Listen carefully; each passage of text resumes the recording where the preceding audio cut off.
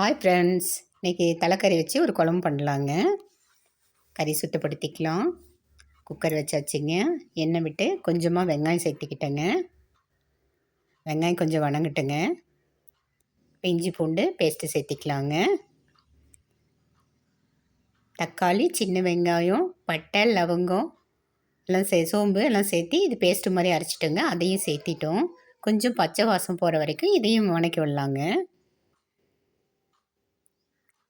இப்போ அலசி வச்சு கறியை சேர்த்திக்கலாங்க. கொஞ்சம் உப்பு போட்டுக்கலாம். நல்லா பரட்டி விடலாங்க. மஞ்சத்தூளும் மிளகாத்தூளும் சேர்த்திக்கலாங்க. நல்லா கலந்து விடுவோங்க. மல்லித்தூள் சேர்த்திக்கலாங்க. திரும்பவும் கலந்து விட்டு ஒரு சொம்பு அளவு தண்ணி ஊற்றிக்கலாங்க. இது கொஞ்சம் பெரட்டின மாதிரி தான் இருக்கணும். குக்கர் விசில் போட்டுடலாங்க. ஒரு 7 விசில் வரட்டும். 7 விசில் வந்துடுச்சுங்க. இப்போ குழம்பு ரெடி ஆயிடுச்சுங்க. இப்போ இந்த ஆட்டு மூளையை மட்டும் கழுவி வச்சுருக்குறேங்க. அதை இந்த குழம்பு கொஞ்சமாக தள்ளி விட்டுட்டு அந்த இடத்துல அதை வச்சுட்டோமாக்க அந்த சூட்லேயே அந்த ஆட்டு மூளை நம்மளுக்கு வெந்து போயிடுங்க.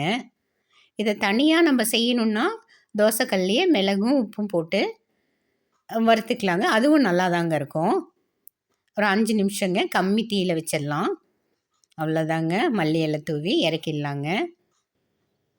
குழம்பு ரெடி ஆயிடுச்சுங்க.